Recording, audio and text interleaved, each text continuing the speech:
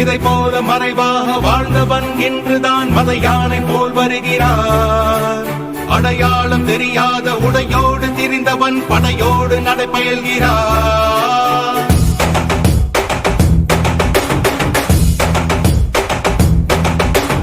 இமை பொழுதும் உறங்கா